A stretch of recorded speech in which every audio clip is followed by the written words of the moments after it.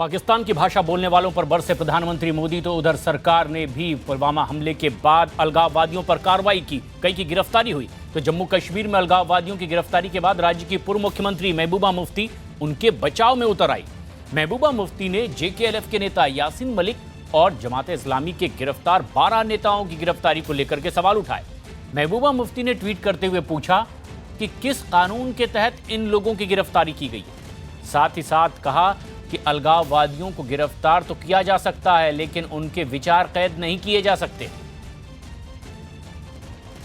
महबूबा मुफ्ती ने अलगाववादियों की गिरफ्तारी को लेकर ट्वीट करते हुए लिखा, पिछले 24 घंटे में हुर्रियत नेताओं और जमात संगठन के कार्यकर्ताओं को गिरफ्तार किया गया। आखिर किस कानून के तहत वो इस गिरफ्तारी को सही साबित करेंगे? आप लोगों को जेल में बंद कर सकते हैं, लेकिन उनके विचार कैद नहीं कर सकते।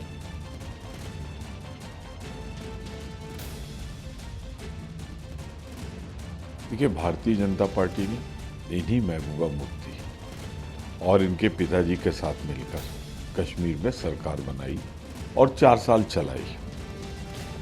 आज वहाँ जो कुछ भी हो रहा है उसकी बहुत बड़ी जिम्मेदारी उस समय की सरकार की है, जिसने जो आवश्यक कदम नहीं लिए थे। तो महबूबा मुफ्ती क्यों ऐसा कह रही हैं, इसका जवाब तो भाजपा दे, जो उनका सहयोगी, साथी, सरकार में समर्थक रहा है।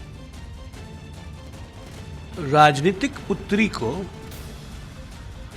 दुख तो होगा ही ना जब राजनीतिक पिता अरेस्ट होंगे। पीडीपी क्या है? हुर्रियत का पॉलिटिकल विंग है, ये पूरा देश जानता है, पूरा विश्व जानता है। तो महबूबा मुफ्ती को तो दुख होगा ही ना जब अलगाववादी नेता, पाकिस्तान समर्थित नेता अरेस्ट किए जाएंगे या उनकी सुरक्षा विड्रॉ होगी। तो उनको कष्ट नहीं होगा तो किसको होगा? हमको यार आपको होगा।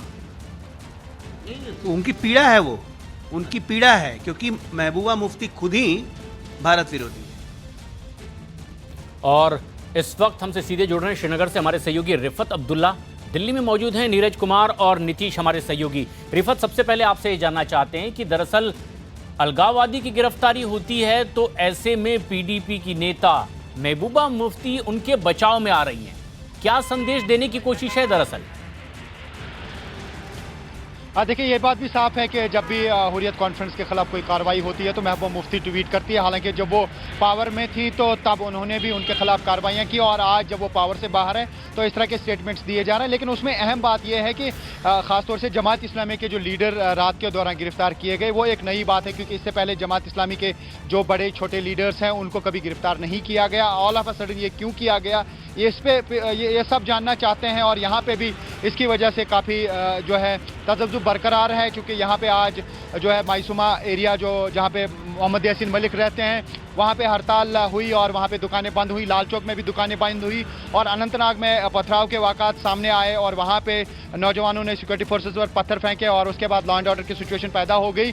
लेकिन अब ये भी देखना होगा, जिस तरीके से प्राइम मिनिस्टर नरेंद्र मोदी ने बयान दिया और कहा कि वो कश्मीरियों के खिलाफ नहीं है, उसका क्या प्रभाव देखने को मिलेगा। क्योंकि मुख्तलिफ हिंदुस्तान के मुख्तलिफ इलाकों में जिस तरीके से कश्मीरी स्टूडेंट्स पे हमला हुआ, क्या वो हमले रुक जाएंगे? और साथ ही जो वापस आए हैं कश्मीर, 3000 के करीब बच्चे जो हैं कॉलेजेस छोड़ के, यूनिवर्सिटीज़ छोड़ के यहाँ पे आए हैं, क्या उन्हें वापस बुलाया जाएगा? उससे यहाँ के माहौल पे क्या कुछ असर पड़ेगा, ये देखने वाली बात होगी। इस वक्त बहुत ही अहम होगा इसका मतलब निकालना, जो प्राइम मिनिस्टर नरेंद्र मोदी ने स्पीच दी। और हालांकि उन्होंने कहा कि बदला लिया जाएगा, साथ ही कहा कि इमरान खान जो है उन तक है कि वो अब क्या करेंगे। उनके बारे में उन्होंने बॉल डाल दी कि वो दिखाएं कि वो क्या कर सकते हैं इस मामले में। और साथ ही कहा कि एक्शन ली जाएगी और सिक्योरिटी फोर्सेस को फ्री हैंड दिया गया है, उन्हें छूट दी गई है, वो जो चाहें सिचुएशन को डील करने के लिए कर सकते हैं। तो कुल मिला के अभी इस स्टेटमेंट को अगर हम देखते हैं, अब देखना होगा कि ऑन ग्राउंड इसके क्या नतीजे निकलेंगे। इस वक्त एंगर जरूर था कश्मीर में, कुल मिला के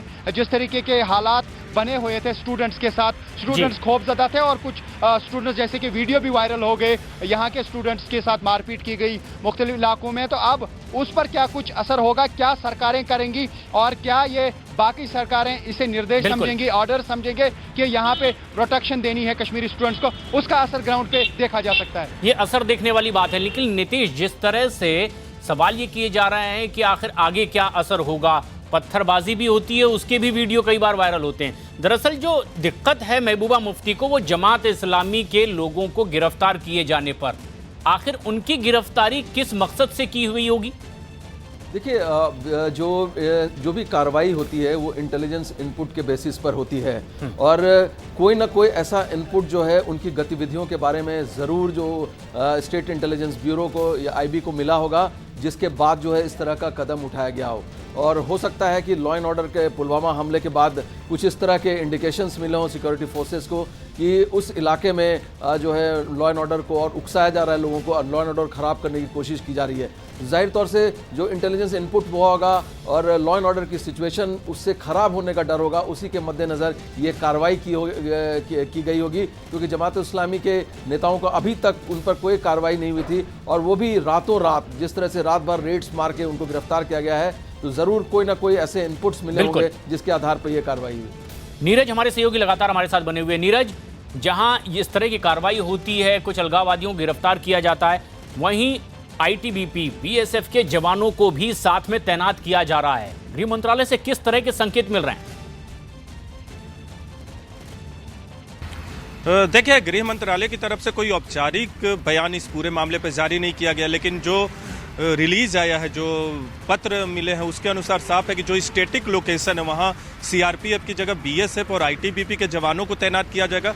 और दूसरी महत्वपूर्ण बात यह है कि देखिए, माना जाता है कि जम्मू और कश्मीर में अलगाववादी नेता जो है वो आतंकवादियों को एक राजनीतिक सपोर्ट मुहैया कराते हैं और अलगाववादी जो है वो जम्मू कश्मीर के लोगों को भड़का भी सकते हैं। पत्थरबाजी की घटनाएं जो होती है वो माना जाता है कि उसके पीछे अलगाववादियों का हाथ होता है। तो ऐसे में जबकि भारत और पाकिस्तान में तनाव है और जम्मू कश्मीर की कानून व्यवस्था भी लगातार बनती बिगड़ती रहती है, तो अलगाववादियों पर सरकार की तरफ से जो सख्त कार्रवाई की गई है उसका मकसद ये है कि जम्मू कश्मीर के हालात ना बिगड़े। और दूसरी महत्वपूर्ण बात की जो पैरामिलिट्री फोर्सेज की तैनाती की गई है उसके लिए बताया जा रहा है कि 3 से 4 वजह महत्वपूर्ण है। क्या आने वाले वक्त में अगर भारत कोई कार्रवाई करता है पाकिस्तानी सीमा के अंदर आतंकवादी कैंप के खिलाफ, तो जम्मू कश्मीर में सुरक्षा व्यवस्था और बाकी चीजें, माहौल ठीक होना चाहिए। उसके लिए 100 पैरामिलिट्री फोर्सेज की कंपनियों को तैनात किया गया है। लोकसभा चुनाव होने वाला है, उसको देखते हुए अटकलें भी लगाई जा रही है कि क्या इन वजहों की वजह से भी यहाँ इस तरह की फोर्सेज की तैनाती की जा रही है। आप बने रहे हमारे साथ, लेकिन कार्रवाई भी लगातार होती दिखाई दे रही है कुछ और जगहों पर भी।